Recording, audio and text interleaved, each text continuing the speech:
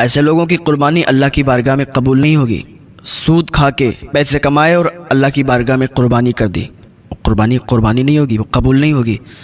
شراب بیچ کے پیسے لائے اور اللہ کی بارگاہ میں جانور قربان کر دیا، کس کام کی ہے تمہاری قربانی؟ اور قربانی تمہاری قبول نہیں ہوگی اللہ کی بارگاہ میں۔ کسی کا حق مار کے تم نے جانور خریدا اور اللہ کی بارگاہ میں قربانی کر دی، قربانی تمہاری کوئی قربانی نہیں ہوئی ہے، اور صرف تمہیں گوشت مل گیا، اس کا ثواب تمہیں نہیں ملا۔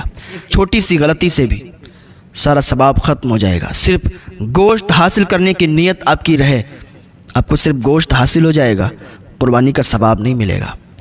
بہت سے لوگ کہتے ہیں کہ قربانی کس پر واجب ہے، کون کون کرا سکتا ہے؟ دیکھیں، قربانی مالک نصاب پر واجب ہے۔ جو مالک نصاب ہے اس پر واجب ہے، وہ قربانی کرائے گا۔ جو مالک نصاب نہیں ہے پھر اس کی مرضی ہے کہ وہ قربانی کرائے یا نہ کرائے، لیکن جو مالک نصاب ہے اس پر واجب ہے۔ اگر نہیں کرائے گا تو گناہگار ہوگا، اور کرائے گا تو ثواب بہت زیادہ ہے، اور یہ عمل اللہ کی بارگاہ میں بہت زیادہ پسند ہے۔ اب بہت سی جگہ ایسا ہوتا ہے کہ ایک گھر میں کئی لوگ ہیں اور اکثر لوگ مالک نصاب ہیں، 5 لوگ ہیں، 3 لوگ مالک نصاب ہیں، تو اس میں سے ایک انسان قربانی کرواتا ہے۔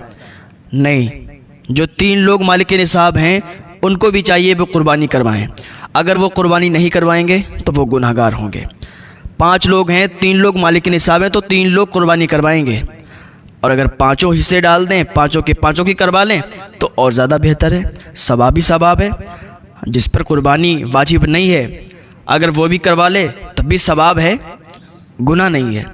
اچھا، قربانی کرنے کے لیے جانور ڈھونڈتے ہیں، جانور کتنے بڑے ہونا چاہیے؟ بکری 1 سال کا ہونا چاہیے۔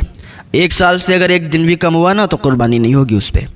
اونٹ 5 سال کا ہونا چاہیے، بھینس 2 سال کی ہونا چاہیے۔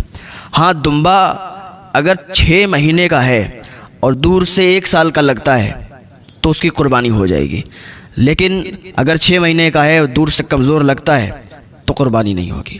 ٹھیک ہے، ایک اہم مسئلہ یاد آ گیا۔ آج کل جب قربانی انسان کراتا ہے تو سوچتا ہے کہ اپنے نام سے کراؤں یا اپنے ابا کے نام سے کراؤں یا اپنے گھر والوں کے نام سے کراؤں۔ پچھلے سال تو میں نے اپنے نام سے کروائی تھی، اس بار اپنی اماں کے نام سے کروا دیں یا ابا کے نام سے کروا دیں۔ تو دیکھیں، سب سے پہلی بات یہ ہے کہ جو مالک نصاب ہے سب سے پہلے وہ اپنے نام کروائے گا۔ اس سال بھی کروائے گا، اگلے سال اگر مالک نصاب ہے تو اگلے سال بھی اپنے نام کروائے گا۔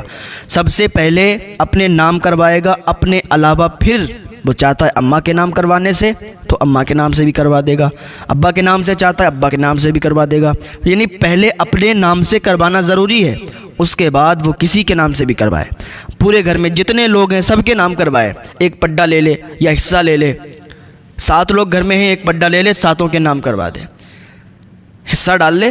تو یہ بات اہم تھی، یہ بات معلوم کرنا ضروری ہے۔ اگر آپ کو معلوم نہیں، آپ پوچھیں کہ ہر سال مالک نصاب کو اپنے نام سے کروانا ضروری ہے یا نہیں۔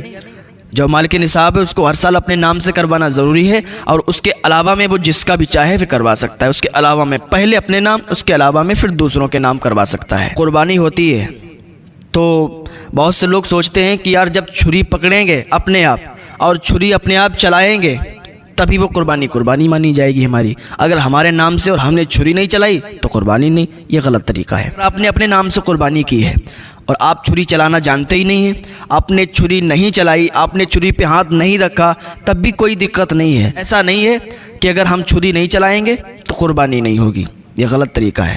یہ تمام تر باتیں ہیں، ان پر عمل کی ضرورت ہے۔ اللہ تعالیٰ عمل کی توفیق عطا فرمائے، اللہ سمجھ کی توفیق عطا فرمائے۔